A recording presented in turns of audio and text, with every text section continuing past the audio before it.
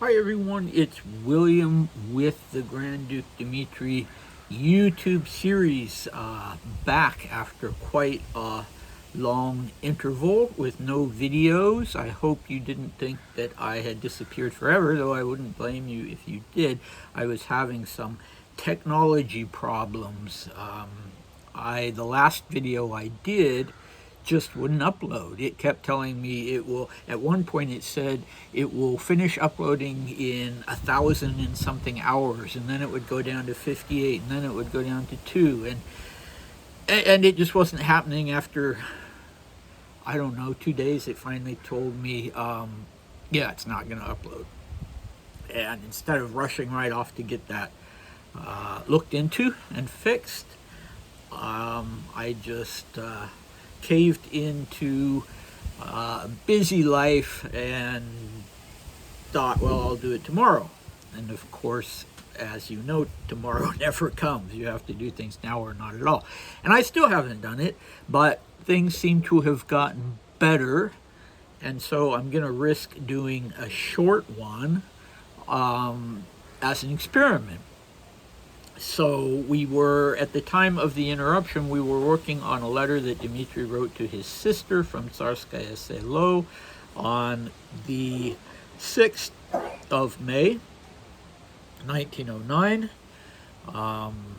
He was 17 years old, and we did one section, the first part of the longish letter, and he was staying in Tsarskoye Selo on the occasion of Nicholas's birthday.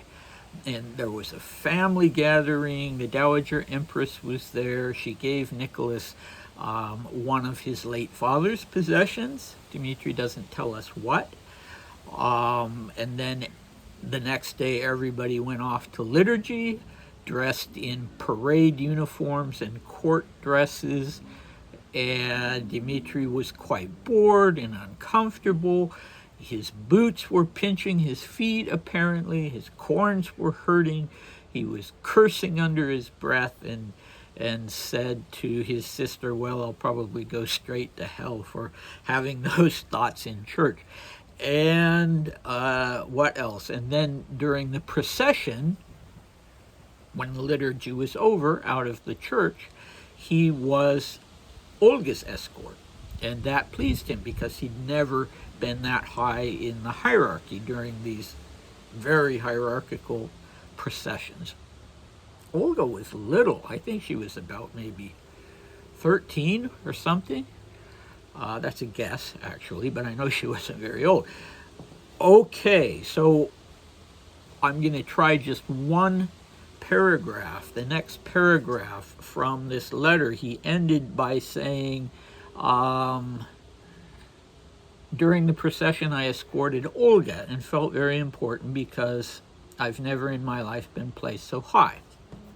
Then the next paragraph is, liturgy didn't go on too long, thank God, and when it was over, we went straight upstairs for hors d'oeuvre. There we sat, or rather I stood, for a remarkably long time.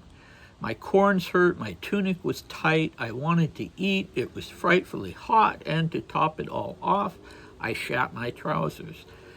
Ah, my God, what nonsense I'm talking. Of course, with respect to shitting, ... that's not entirely accurate. Okay, so there we go. He's always trying to make his sister laugh, so I wouldn't be too alarmed by that. I wouldn't take that too literally. Anyway, yeah, liturgies are long. Orthodox liturgies are long, and you stand. Everybody stands, except for those who are genuinely elderly or infirm.